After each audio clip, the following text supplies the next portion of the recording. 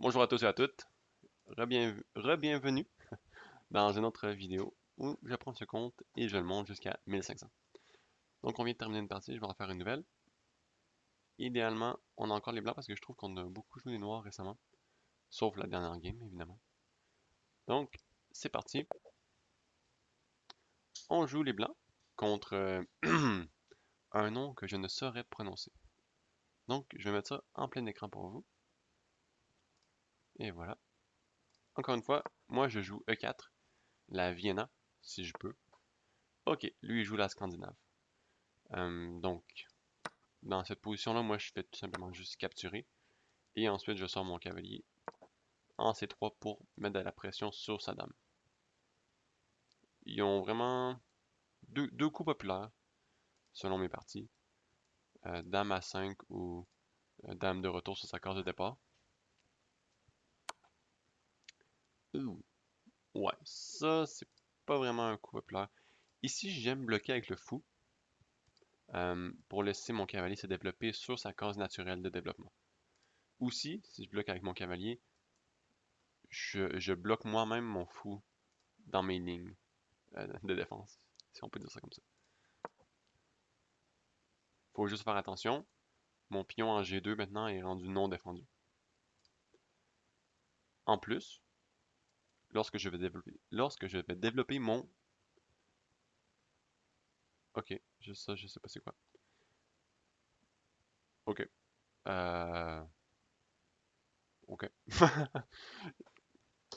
J'allais dire, quand je vais développer mon cavalier, je vais attaquer sa dame. Mais là, il bouge sa dame une autre fois.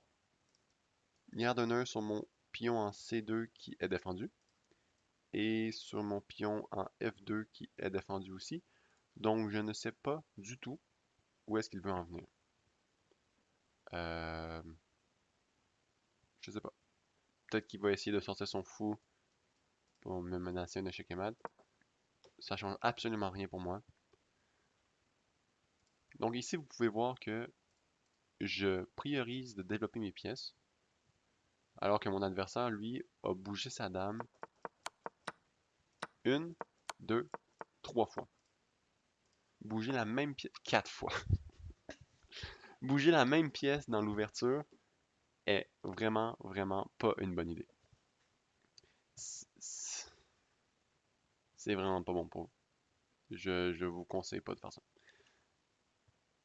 Il faut développer les pièces, sinon vous allez perdre la game, c'est sûr, c'est certain.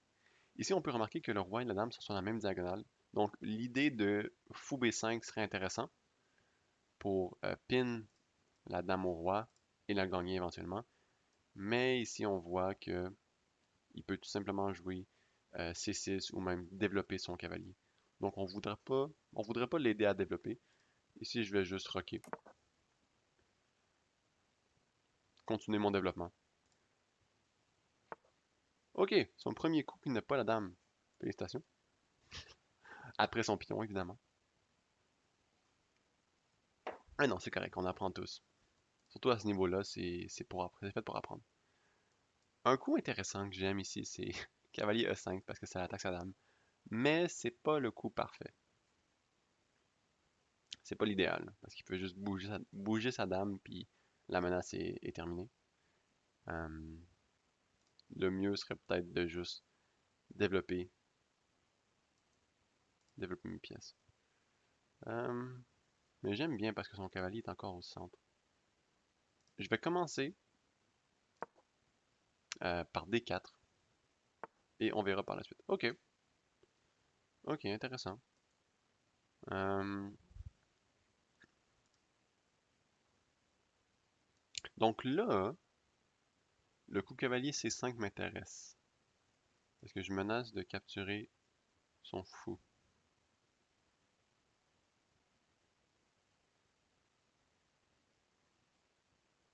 Je vais le jouer.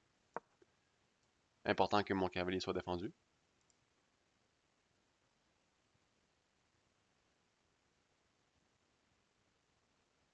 Ce n'était peut-être pas le coup idéal, mais j'aime l'aspect que je vais pouvoir échanger son fou pour mon cavalier. Par contre, c'est pas l'idéal, encore une fois, quand que votre adversaire joue toujours la même pièce, comme il a fait en ce moment, il a joué la dame 5 fois de suite. C'est pas l'idéal d'échanger des pièces parce que ça l'aide seulement une personne et c'est lui. Parce que si, si on échange des pièces, les coups qu'il a fait dans le vide, ils vont moins avoir un impact. Donc là, ici, ça c'est une grosse erreur. Je peux tout simplement capturer son fou gratuitement. Donc c'est important de le réaliser, ces erreurs-là. Parce que ça se peut que votre adversaire les fasse des fois, et là vous êtes comme, ok, il bouge son fou, mon cavalier l'attaque plus, qu'est-ce que je fais? Je peux peut-être l'attaquer avec G3. Mais il faut réaliser que les fous s'attaquent dans les deux sens. Ça paraît con à dire, mais faites juste un petit balayage vite fait de tous les coups possibles que vous avez. Et vous allez les réaliser, c'est certain. C'est un coup que tout le monde peut voir. Ah!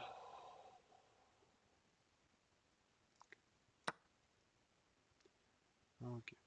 Donc je pense que notre adversaire a juste abandonné. C'est c'est poche un peu là. Ça fait trois parties de suite que je trouve que notre adversaire abandonne rapidement. Mais c'est pas grave. On a quand même eu une bonne leçon en début de partie. Donc, ce qui a été joué, c'est la Scandinave. Scandinave se joue après E4 lorsque les Noirs défendent avec D5. Donc, dans le fond, ça donne un pion gratuitement qui le recapture avec la dame. Et là, le coup que tout le monde joue, c'est vraiment cavalier C3 pour attaquer la dame. Donc, de développer une pièce avec un tempo. Donc, on force notre adversaire à bouger la dame une seconde fois. Par exemple, ici. Donc là, nous, on a déjà deux pièces à développer et lui a seulement sa dame. Donc, c'est pour ça qu'on appelle ça un tempo. Supprimer le coup. Je vais aller dans l'analyse. Euh, Cacher les variantes. Non, je vais les laisser là, peu importe. Donc, c'est ça. E4, D5, prend, dame prend. Échec. C'est un coup, c'est viable, mais c'est pas l'idéal. Donc, ici, comme vous voyez, le premier coup conseillé, c'est vraiment de bloquer avec le fou. On peut bloquer avec le cavalier, mais comme je vous ai mentionné, j'aime pas ça parce que mon fou maintenant vient bloquer. Et bloquer avec la dame, c'est bof parce que ça permet un échange de dames.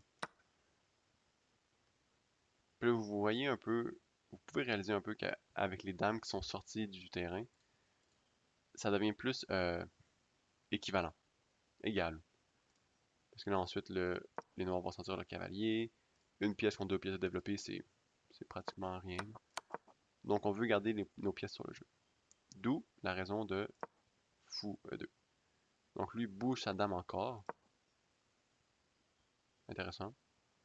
Moi je tombe mon cavalier, très tranquille. Je dois développer mes pièces. Bouge sa dame encore. Je rock. Encore une fois, très tranquille. Joue E6, qui est un petit peu passif, mais c'est correct. Ça développe son fou. Moi je joue D4. Question de prendre le centre et de pouvoir développer mon fou au prochain coup. Je joue fou D6. Donc là, vous voyez que mon coup que j'ai joué n'est pas recommandé dans les 4 premiers. Ouais. Non, ok, il est là. Il est là. Cavalier B5, je l'ai vu. Mais c'est ça, c'est pas l'idéal. Donc, peut-être de développer nos pièces comme tour E1, cavalier E4, plus dans le centre du jeu, mon cavalier. Mais c'est pas grave, j'ai pas fait un mauvais coup non plus. Donc là, lui, il fait sa grosse première erreur. Je capture.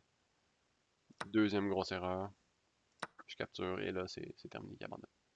Mais ici, j'avais même une fourchette. J'allais pouvoir amener ma deuxième tour. Échec et mat. C'était fini pour lui. Mais ici, ce qu'il aurait pu faire, comme qu'on voit, il pouvait juste sortir ses pièces. De capturer ici, c'est pas la fin du monde. Moi, j'aimais ça parce que j'avais la paire de fous. Mais ça aurait continué comme ça. Par exemple, E1, rock, fou ici en G5, sur son cavalier, ouais, etc. Donc, vous voyez un peu le point. Mais ici, il faut vraiment tirer de ce game-ci que il faut toujours faire un balayage des pièces et des cases qu'il attaque après chaque coup. Comme ça, aussitôt que votre adversaire fait une grosse gaffe comme ça, vous allez pouvoir la voir et en tirer avantage. C'est ça qui est ça. On est maintenant à 551. Donc je pense pas que la prochaine partie, on va gagner 50 points. Donc seulement dans 2 autres parties.